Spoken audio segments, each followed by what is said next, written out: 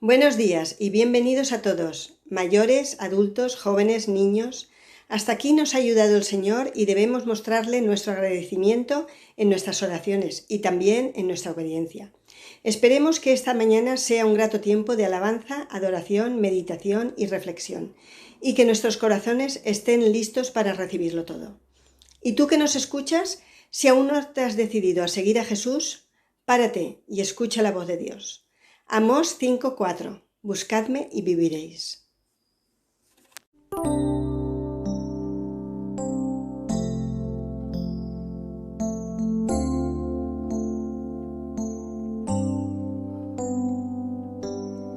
En la calma y el silencio yo sé que tú eres mi Dios. A tu lado y en secreto sé que me restaurarás. Cuando llames te abriré, solo a ti escogeré.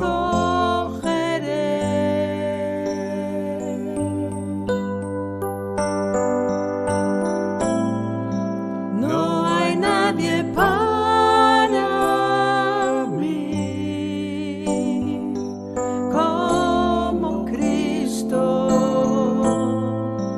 Por su cruz soy libre al fin, por siempre le alabaré. En el caos y en la angustia yo sé que estás ahí. Cuando caigo por tu gracia también sé que me levantarás. Cuando llames yo iré, día a día cantaré.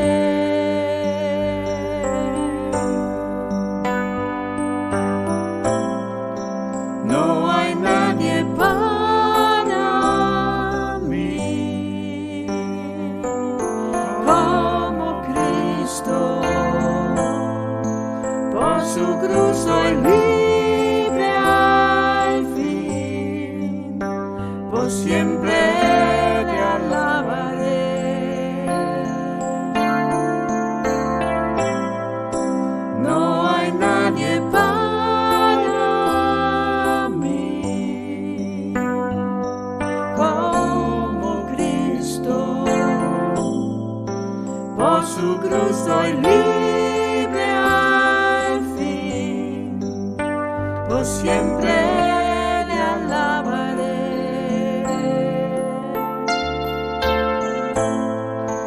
Mi esperanza está en ti, eres mi luz, mi salvación y mi delicia eres tú por la eternidad. Mi esperanza está en ti, eres mi luz, mi salvación y mi delicia eres tú por la eternidad.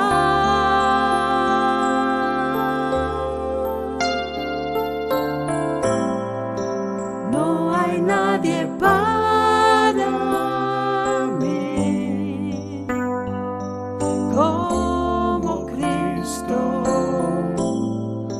Por su cruz soy libre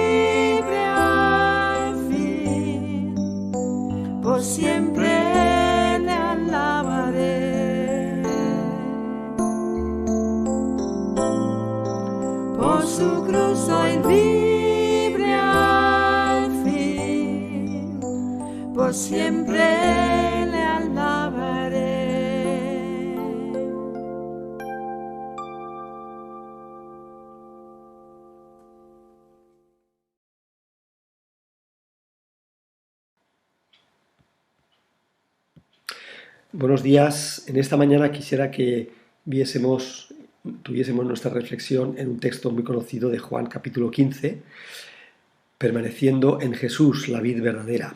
Dice Juan capítulo 15 del 1 al 11, yo soy la vid verdadera y mi Padre es el viñador. Todo sarmiento que en mí no da fruto, lo quita, y todo el que da fruto lo poda para que dé más fruto. Vosotros ya estáis limpios por la palabra que os he hablado. Permaneced en mí y yo en vosotros.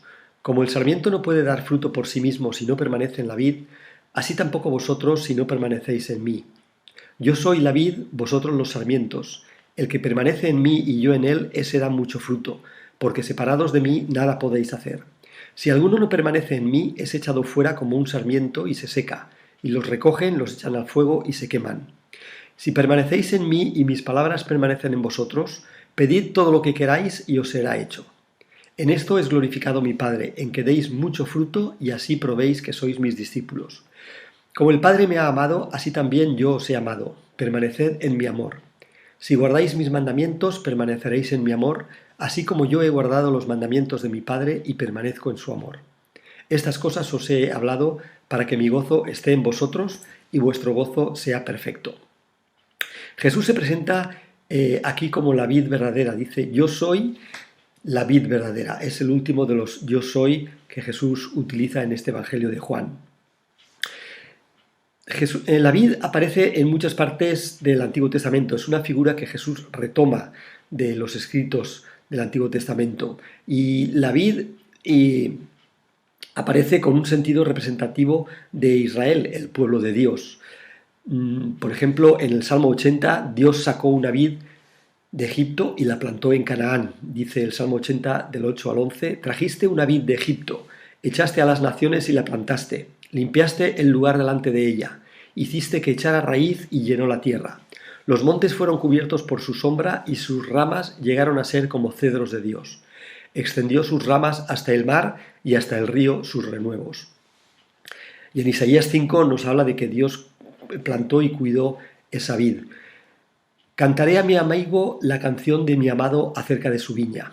Mi amigo tenía una viña en una fértil ladera. La había desherbado y despedregado. Luego había plantado en ella vides escogidas. Había edificado en ella una torre y también había labrado un lagar. Esperaba que diera uvas buenas, pero dio uvas silvestres. Y más adelante el verso 7. Ciertamente la viña del Señor de los ejércitos es la casa de Israel, y los hombres de Judá son su placentero vergel. Esperaba el derecho y he aquí la vileza. Esperaba la justicia y he aquí el clamor. La vid llegó a ser el símbolo de la nación de Israel y en tiempos de los macabeos la moneda que acuñaron llevaba una estampada la vid, una vid. Y también nos dicen los arqueólogos que en el templo de Jerusalén había una vid de oro en una de las fachadas del templo, ¿no? La vid llegó pues a ser el símbolo de Israel. Y Israel es un tipo del Mesías, el Hijo de Dios. Jesús es la realidad de la que Israel era una prefiguraba. Pero Israel como vid fracasó en llevar buen fruto para Dios. La verdadera vid se caracteriza por buenos frutos que manifiestan su autenticidad. El labrador, en segundo lugar, es el Padre. El Padre cuida y limpia su vid. Y limpia los sarmientos por medio de su palabra. La palabra de Dios es insustituible para que el Señor limpie a los sarmientos, limpie nuestra vida, limpie nuestro carácter y podamos llevar fruto para su gloria. Encontramos el valor de la palabra de Dios para limpiar nuestra vida en muchas partes de la Biblia. Sería largo y fructífero repasar muchos versículos, ¿no? Vamos a recordar solamente dos. En Salmo 9, 19, versículo 11 dice, además tu siervo es amonestado por ellos, por los testimonios, por los mandamientos del Señor. En guardarlos hay gran recompensa. Y en el Salmo 119, 9, ¿cómo puede el joven guardar puro su camino? Guardando tu palabra. Esto le cantamos, ¿no? ¿Con qué limpiará el joven su camino? Con guardar tu palabra. Así pues, Jesús es la vid verdadera y nosotros, dice en tercer lugar, sois los pámpanos. Nuestra identidad está en la vid. Como dice Pablo, nuestra vida está escondida en él. Y el sarmiento que permanece en la vid da fruto. Es la característica de un sarmiento, ¿no? El fruto es la evidencia de que el sarmiento está en comunión con la vid, que permanece en ella.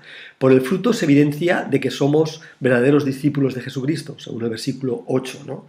Dice: en esto es glorificado mi Padre, en que llevéis mucho fruto y probéis que sois mis discípulos. Los sarmientos que permanecen en la vid dan fruto. Al permanecer en Jesús podemos llevar mucho fruto, una vida abundante con las características de una vida transformada por el Espíritu Santo. Recordamos enseguida Gálatas 5, ¿no? El fruto del Espíritu es amor, gozo, paz, paciencia, benignidad, bondad, fidelidad, mansedumbre, dominio propio. Son manifestaciones de un fruto que produce el Espíritu Santo al estar nosotros unidos a la vid. Sin estar unidos a la vid no es que podamos dar pocos frutos, es que no podemos hacer nada, no podemos llevar ningún fruto. Si no da fruto, dice Jesús, el sarmiento es cortado y echado al fuego. ¿Qué significa este ser quitado de la vid? Creo que no puede significar que el cristiano pierda la salvación, deje de estar unido al Señor, porque en Juan Jesús ha dicho varias veces palabras que alientan y que refrendan, confirman la permanencia de la salvación en el que cree en Él. En Juan 6:39 dice: esta es la voluntad del que me envió, que de todo lo que Él me ha dado yo no pierda nada, sino que lo resucite en el día final. Así que los que creen en Jesús, que han sido dados a Jesús, van a permanecer en Él hasta el día final. Y en Juan 10 dice: mis ovejas oyen mi voz, y yo las conozco y me siguen, y yo les doy vida eterna, y jamás perecerán, y nadie las arrebatará de mi mano.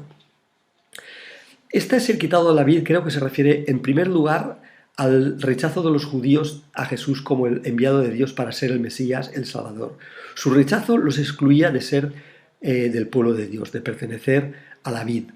En los evangelios sinópticos hay una parábola que Jesús repite, aparece en los 3 evangelios, la parábola de los labradores malvados, de aquellos labradores que tienen el encargo de cuidar la vid del Señor y darle su fruto, pero se niegan a hacerlo, se niegan a darle los frutos que el amo quiere recoger, y al final, cuando les manda a su hijo, lo matan para intentar adueñarse de la vid.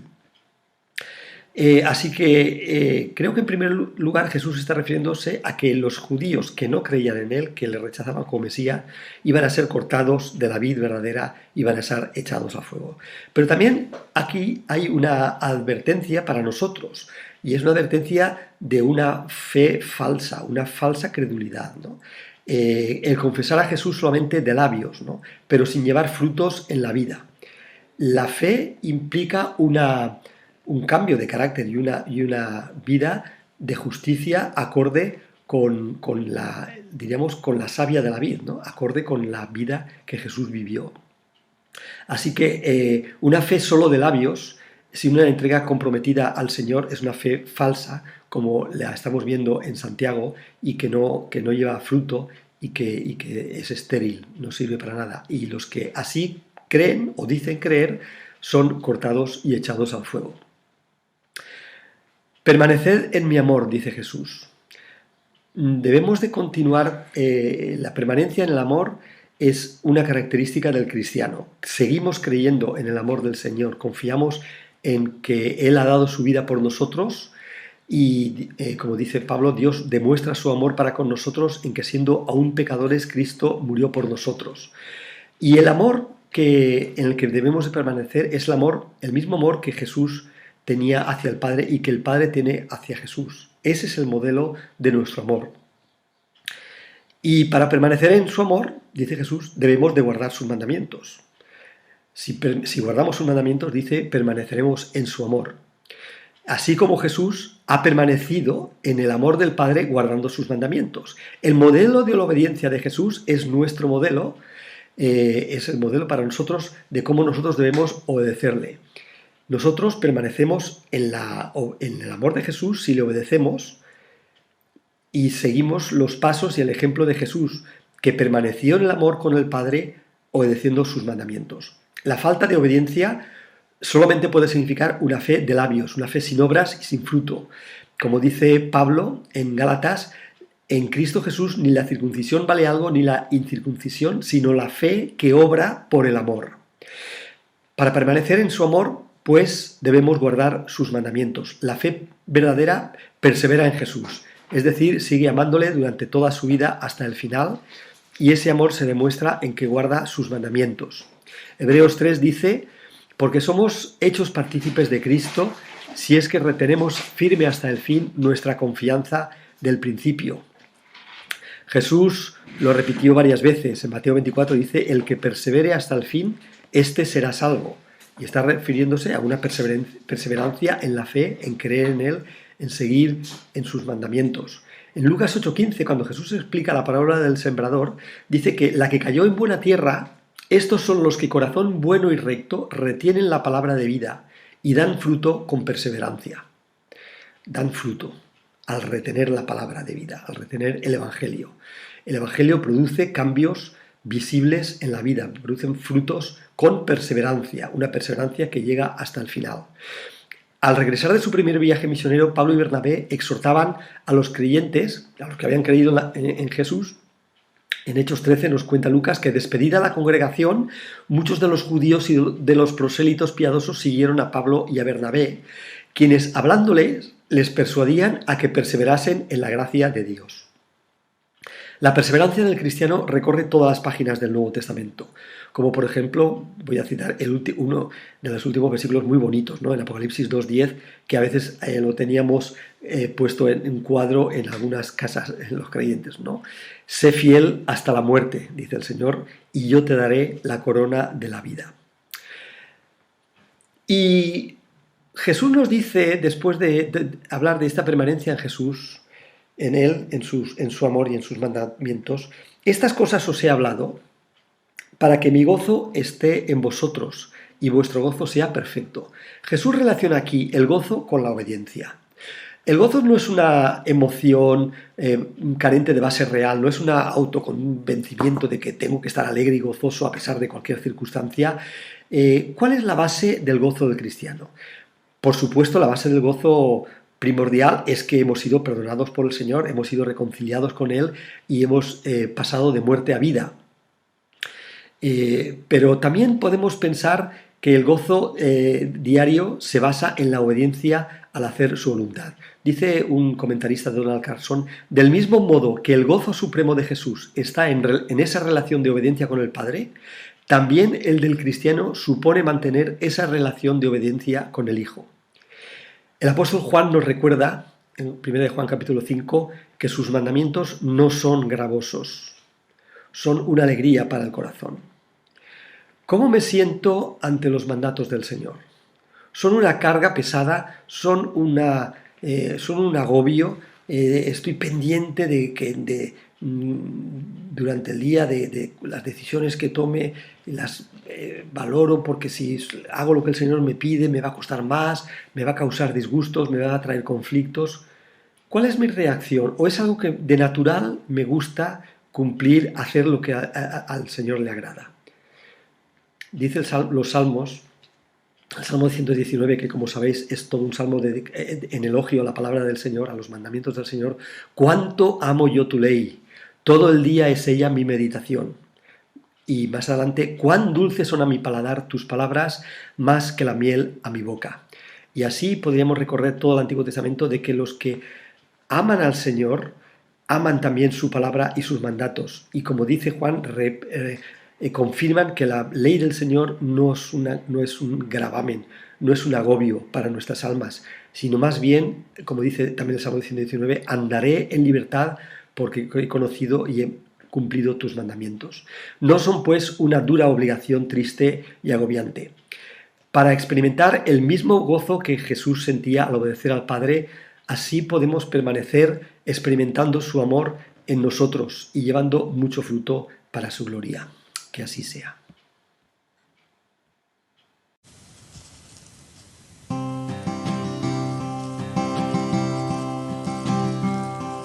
Pon tu mano en la mano de aquel que calmó el agua. Pon tu mano en la mano de aquel que calmó el mar. Si tú miras a Cristo podrás ver a otros con otra luz, poniendo tu mano en la mano del hombre de Nazaret.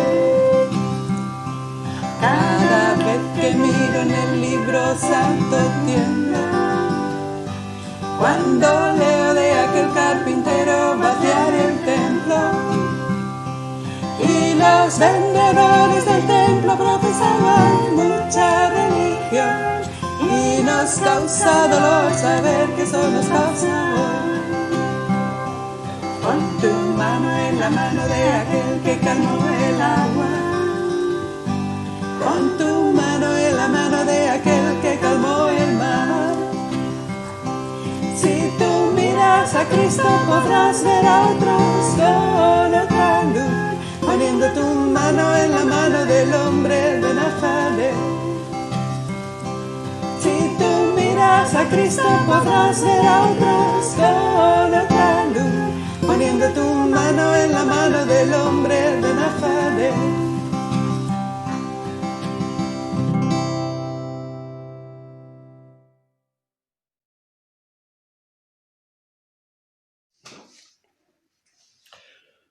Buenos días. Vamos a tener una lectura en el Evangelio de Mateo, en el capítulo 4, los versículos 17 en adelante. Desde entonces comenzó Jesús a predicar y a decir: arrepentíos porque el reino de los cielos se ha acercado. Andando Jesús junto al mar de Galilea, vio a dos hermanos, Simón llamado Pedro y Andrés su hermano, que echaban las redes en el mar porque eran pescadores. Y les dijo: venid en pos de mí y os haré pescadores de hombre. Ellos entonces, dejando al instante las redes, le siguieron.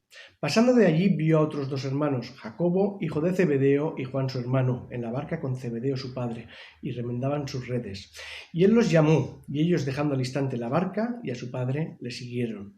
Y recorrió Jesús toda Galilea, enseñando en las sinagogas de ellos, y predicando el evangelio del reino, y sanando toda enfermedad y toda dolencia en el pueblo.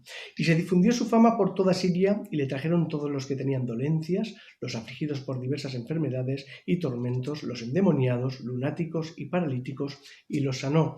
Y le siguió mucha gente de Galilea, de Decápolis, de Jerusalén, de Judea y del otro lado del Jordán. Bien, el texto nos presenta el inicio del ministerio de Jesús, como Jesús comienza a predicar la llegada del reino de Dios. Pero quiero que nos fijemos hoy en cómo afecta esta predicación a los diferentes grupos de personas que aparecen en el relato. En los primeros versículos tenemos a dos grupos de hermanos. Está Andrés y Pedro, Jacobo y Juan. Los cuatro son pescadores, los cuatro se están dedicados a sus quehaceres diarios. Sabemos por el Evangelio de Juan que ellos ya conocen a Jesús y que llevan tiempo interesándose en su enseñanza.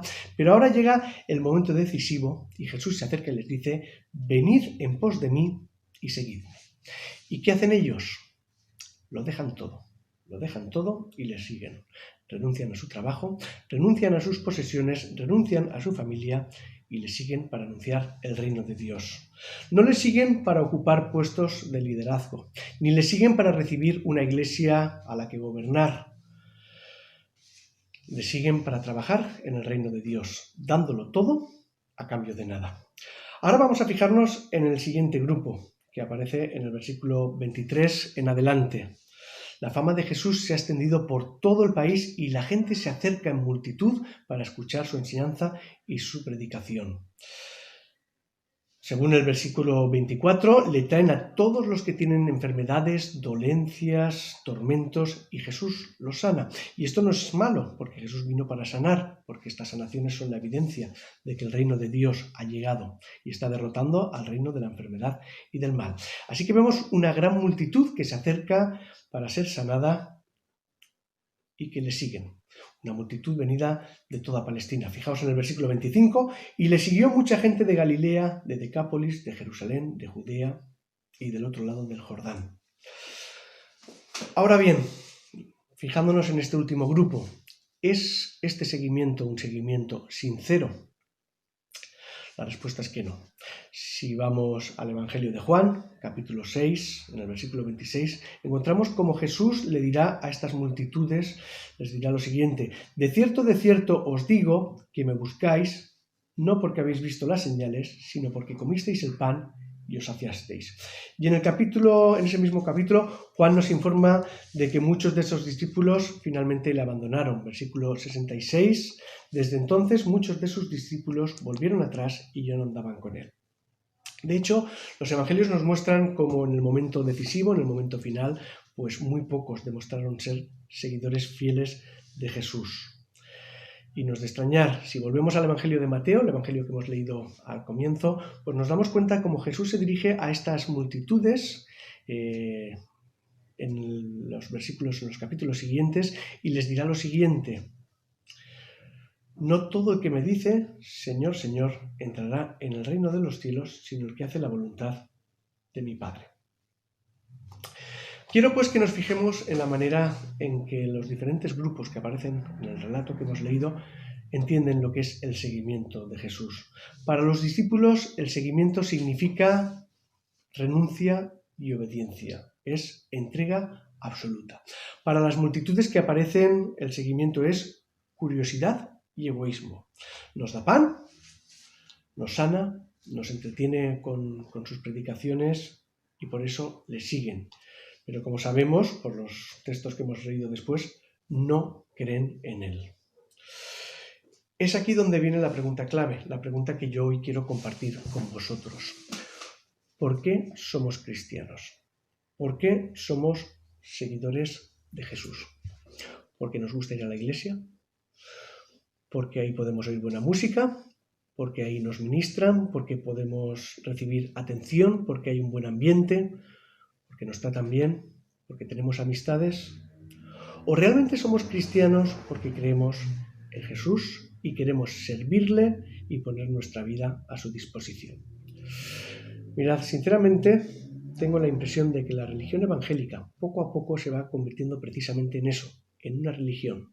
Una religión donde se levanta la mano, como si fuera una subasta, para adquirir un ticket de entrada al cielo, un llamamiento evangelístico para adquirir un ticket de entrada al cielo sin ningún tipo de responsabilidad.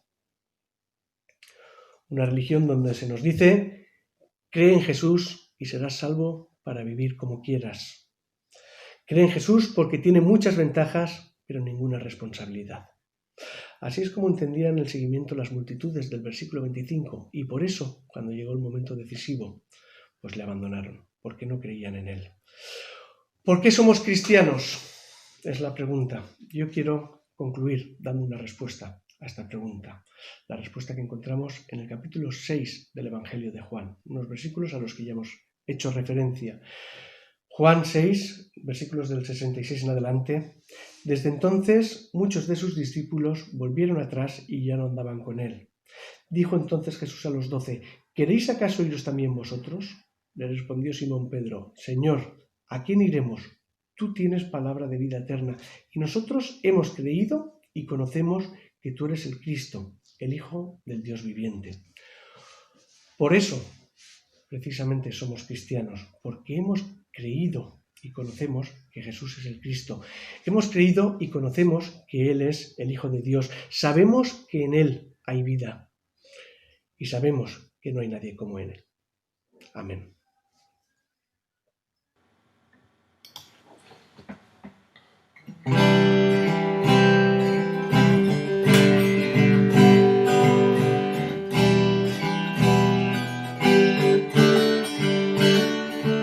Me abandono a ti, Señor, de lo posible, a tus manos que cayeron sobre mí, a la roca que cimenta lo invencible, que se alza sobre ti.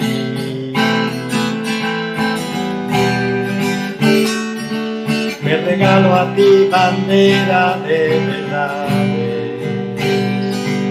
a tus mares de justicia y santidad. A tus pies yo quiero atar todos mis planes, contigo caminar. Porque tú eres como fuente inagotable, manantial de gratitudes contigo. Cuánto descanso hay a la sombra de tus alas, cuántos momentos me dejaste sin palabras, cuántas batallas fueron vencidas. Cojo agradezco que te impliques en mi vida. Cuántas tinieblas a tu luz fueron llevadas, cuántas heridas en la cruz fueron cerradas, cuántas pasiones siempre encendidas. ¿Cómo no amarte a ti que me amas sin medida?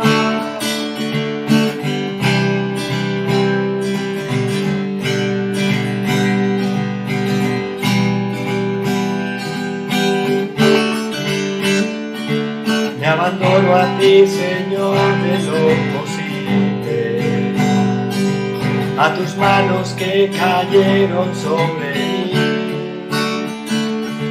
a la roca que cimenta lo invencible que se alza sobre ti.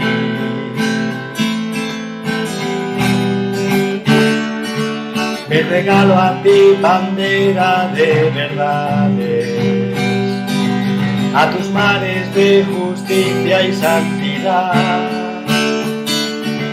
A tus pies yo quiero atar todos mis planes, contigo caminar. Porque tú eres como fuente inagotable, manantial de gratitudes en mi voz. Cuánto descanso allá a la sombra de tus alas, cuántos momentos me dejaste sin palabras, cuántas batallas fueron vencidas. Cómo agradezco que te impliques en mi vida, cuántas tinieblas a tu luz fueron llevadas, cuántas heridas en la cruz fueron cerradas, cuántas pasiones siempre encendidas. Cómo no amarte a ti que me amas sin medida, cuánta belleza bajo el sol de tu mirada, cuántas murallas imposibles derribadas, cuántas promesas que aún siguen vivas. ¿Cómo expresarte que eres mi única salida?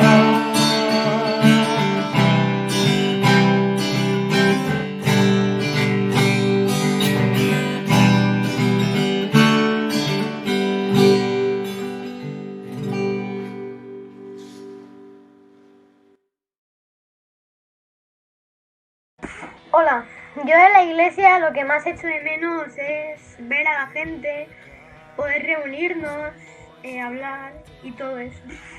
Y ya está.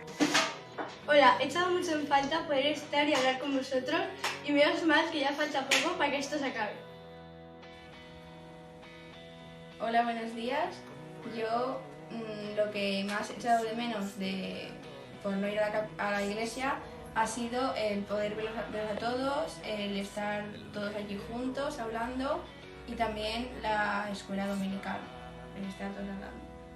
Y lo primero que haría cuando podamos ya juntarnos es pues veros a todos y a daros un abrazo.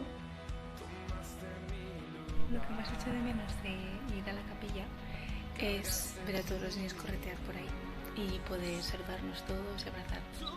Una de las cosas que más he echado de menos de esta cuarentena de la iglesia ha sido el café. Y después del culto, los pastelitos, zumos, esas cosas. Hola, yo de las reuniones de la iglesia he aprendido que no hay que frustrarse, que en esta situación lo controla todo el Señor, que hay que estar tranquilo, que todo va a salir bien, que el Señor lo controla todo. Me ha gustado esta idea. La ansiedad es un miedo desproporcionado. Te hace creer falsamente que si te preocupas podrás cambiar las cosas. No es así. Jesús te dice, más bien, no se turbe tu corazón ni tenga miedo. A mí el estudio que más me ha gustado ha sido el punto 7 de Cuidando a la Familia, y me ha gustado porque nos ha enseñado a cómo ayudar en casa y tener paciencia en el tiempo que hemos estado confinados. Una de las cosas en las cuales hemos estado meditando durante esta pandemia los jóvenes en las reuniones virtuales es que el Señor está siempre con nosotros, a nuestro lado, hasta el fin del mundo, pase lo que pase. Una de las cosas que he aprendido esta cuarentena es que tenemos que ser más intencionales. Que ser intencional no va más allá de decirle a alguien simplemente que la amas. También tienes que demostrárselo, y demostrárselo es cubriendo faltas, cubriendo fallos, amando a pesar de las cosas que no nos gustan, siendo comprensivos, siendo humildes,